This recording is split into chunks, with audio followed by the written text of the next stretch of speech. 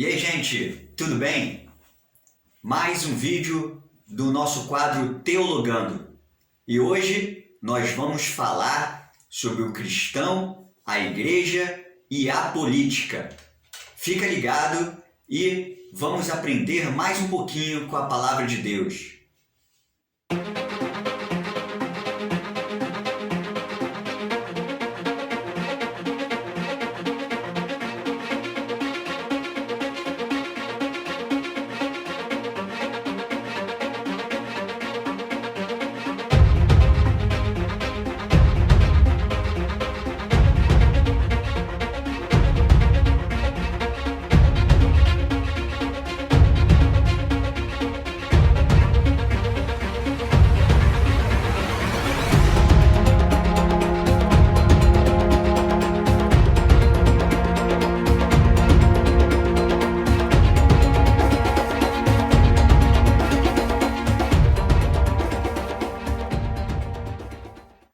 Bom, estamos num tempo de campanha eleitoral, de política. E, nesse tempo, nós vemos muitas manifestações por aí, né? Manifestações de candidatos falando que são de grupo tal, grupo de fulano de tal, grupo de ciclano de tal, grupo A, grupo B, né? E muitos cristãos participam nessa época das eleições, das campanhas, mas o que nós podemos aprender com isso? Qual a relação que existe do cristão, da igreja e da política na sociedade?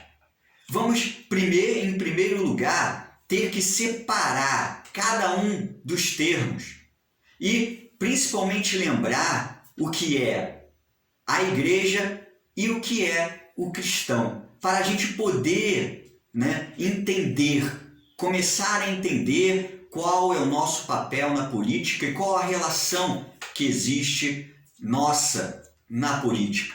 A primeira coisa é que o cristão é aquele que crê em Jesus. Ele é aquele que segue os ensinamentos de Jesus. A gente lembra muito bem, do fato que ocorreu lá em Atos, capítulo 11, versículo 26, onde os discípulos e os apóstolos que estavam na cidade de Antioquia foram chamados de cristãos. Lá, naquele decorrer do ano que eles estiveram lá, a sociedade daquele local, daquela cidade, pôde ver que aquelas pessoas, elas seguiam os ensinamentos de Jesus e os chamaram de cristãos, Outra coisa que a gente precisa estar sabendo e precisa lembrar: o que é a igreja? A igreja é exclusivamente a reunião dos cristãos, a reunião daqueles que creem em Jesus e foram regenerados por Jesus. Não é uma reunião de santos sem pecado. Mas a igreja é uma reunião daqueles que creem em Jesus e querem viver uma vida pautada nos ensinamentos de Cristo, segundo o Evangelho de Cristo, segundo a palavra de Deus. Sabendo desses dois pontos, nomeando o que é ser cristão, o que é ser a igreja, a gente vai então tentar entender qual é o papel do cristão e da igreja na sociedade. A nossa sociedade, que é uma sociedade democrática, que é uma sociedade que tem direitos e deveres, qual é o papel? A primeira coisa, nessa importante relação com a sociedade, é que o cristão e a igreja são parte dela. Nós somos parte da sociedade. E por isso, o cristão é um cidadão também. E como cidadão, ele tem direitos e deveres. Nós, cristãos, precisamos entender que, como fazemos parte da sociedade, temos direitos e deveres que precisam ser cumpridos, precisam ser observados.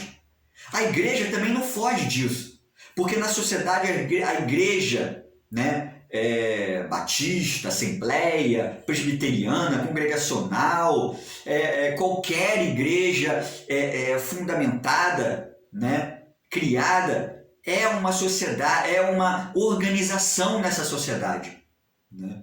E como organização também tem seus direitos e deveres e precisa observar esses direitos e deveres. Sabendo disso, sabendo que temos direitos e deveres, nós, como cristãos, devemos lembrar do que Jesus nos ensinou. Olha só, lá em Mateus capítulo 22, versículo 21, Jesus nos ensina o seguinte: responderam: de César.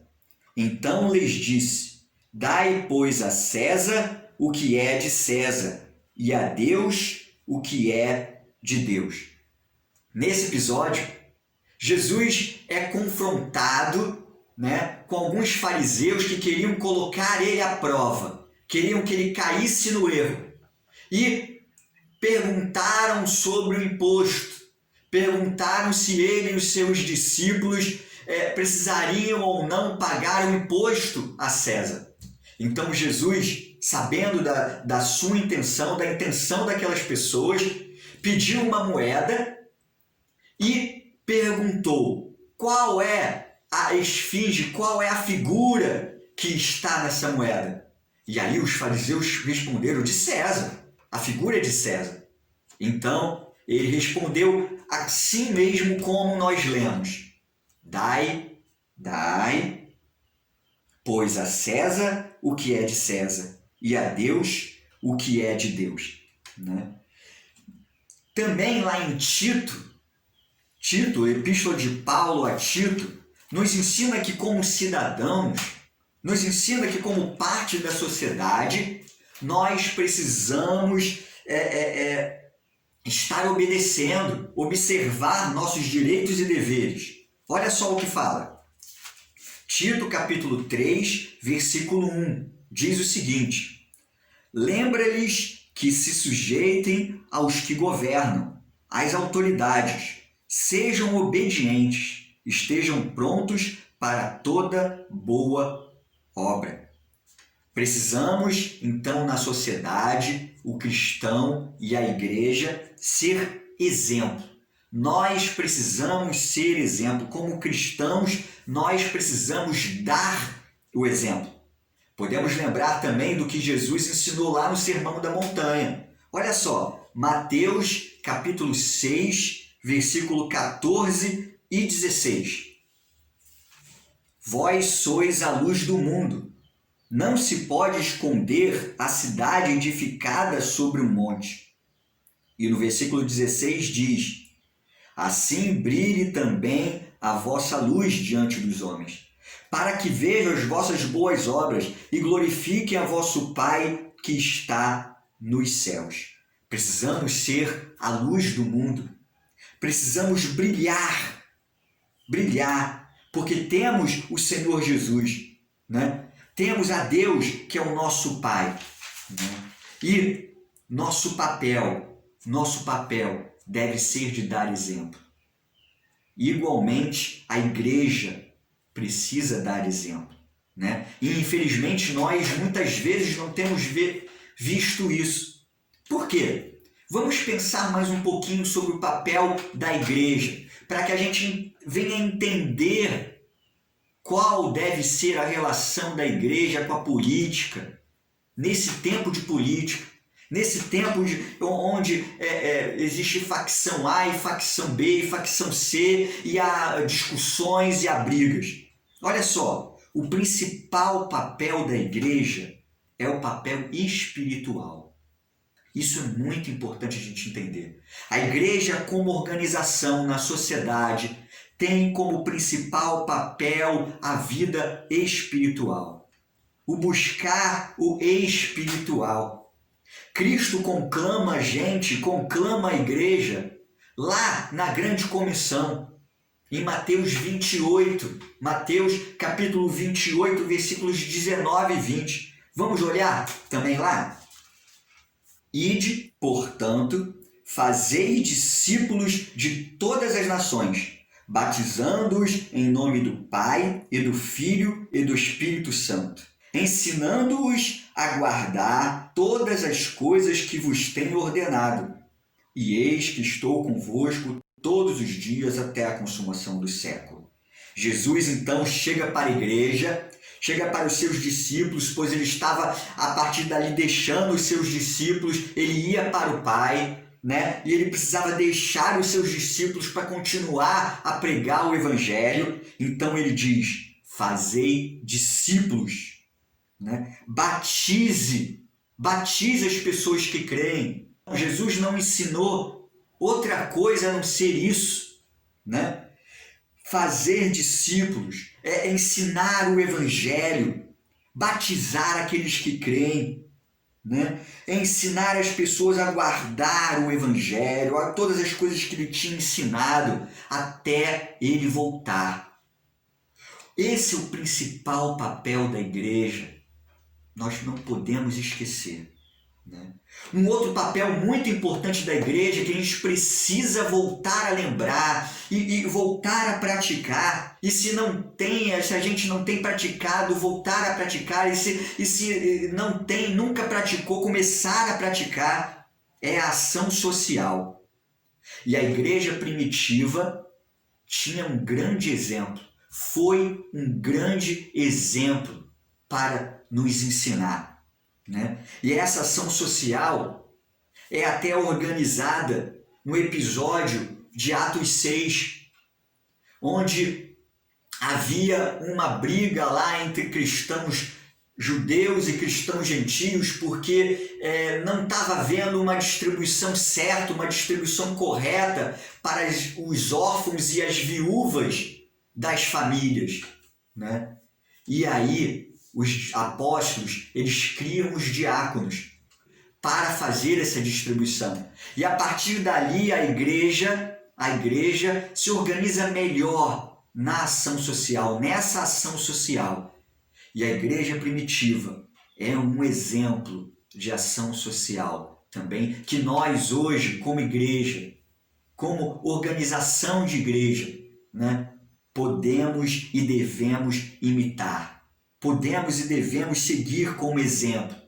Lá em Atos, capítulo 2, versículo 42, tem uma síntese do que a igreja fazia naquele tempo. Diz o seguinte: e perseveravam na doutrina dos apóstolos e na comunhão, no partir do pão e nas orações. Olha só. E perseveravam na doutrina dos apóstolos e na comunhão, no partir do pão e nas orações. Isso que era a igreja. Esse que é o papel da igreja. Buscar a Deus na doutrina, na comunhão, no auxiliar ao próximo, que é o partir do pão, né? Esse é o papel da igreja. E aí? Como então vai ficar a igreja e como deve se portar a igreja quando a gente sabe desse papel da igreja? Como deve se portar a igreja nesse tempo de campanha eleitoral, nesse tempo onde no dia 15 de novembro vamos escolher os nossos representantes municipais? Como a igreja deve se portar, né? Em primeiro lugar, nesse tempo, a igreja não pode fazer política, porque não é papel da igreja fazer política, né? A igreja pode se posicionar, sim, ela deve se posicionar, né, nas questões sociais, né, no ajudar em ser bênção para o seu bairro, né, em ser bênção para a sua comunidade, né, em estar ligada, né, nas questões de ordem social, no que o governo está fazendo, né? A igreja deve prestar atenção, sim, mas ela nunca deve fazer alianças com o governo A ou governo B.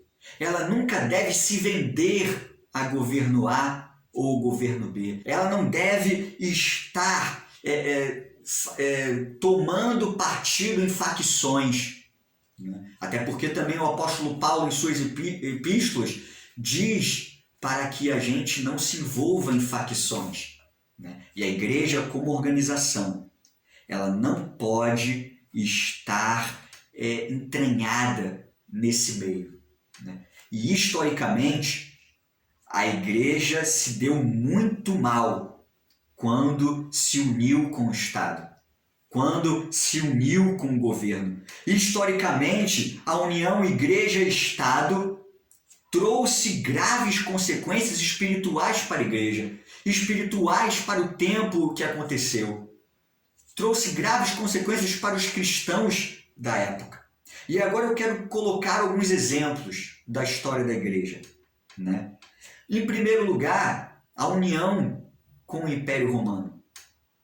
A partir lá do século IV, o imperador Constantino ele se converte, ele acaba com a perseguição à igreja e a igreja se une ao império. A igreja vai, a partir dali, ser a religião oficial do império. O problema é que com aquela união, fez com que o imperador tivesse muita voz, o império tivesse muita voz dentro da igreja. E a igreja deixou os ensinamentos de Jesus e os ensinamentos dos apóstolos.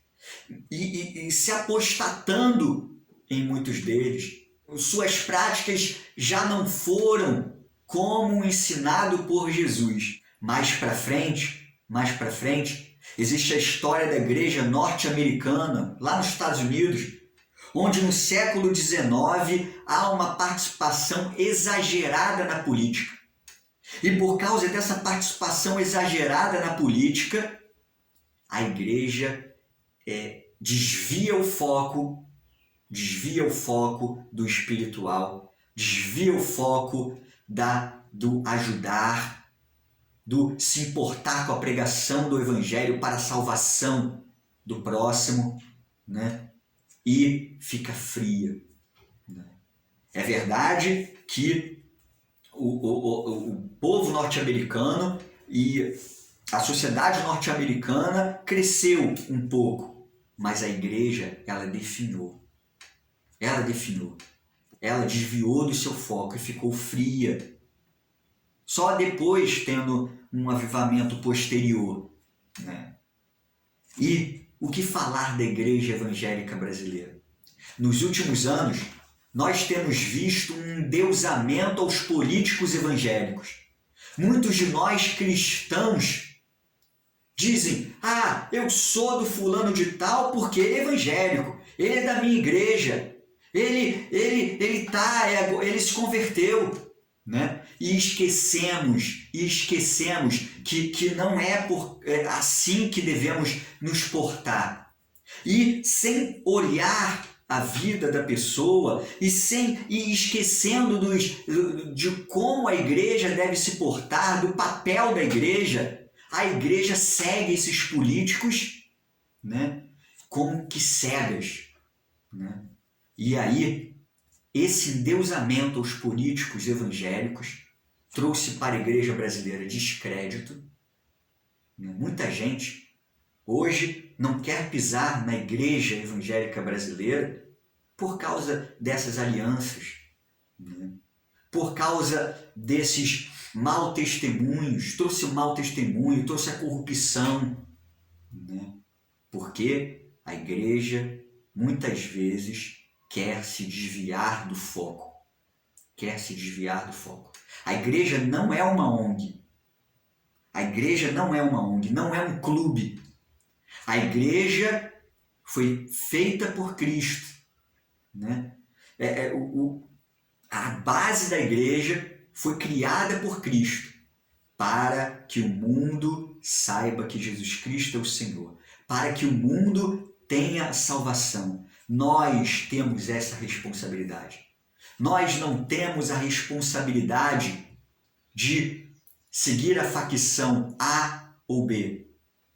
nós temos a responsabilidade de, como falado um pouco antes, né, de ensinar o Evangelho ao próximo, de ajudar ao próximo na sua necessidade, de proclamar o Evangelho àqueles que precisam, àqueles que necessitam da salvação, né? Vamos fugir dessas artimanhas do inimigo que tentam fazer a Igreja de Cristo hoje sair do foco, se desviar do foco principal, né? E para finalizar, eu não quero com tudo isso que eu estou falando, que a gente está refletindo aqui, dizer que o cristão, eu, né, você, não possa ser político.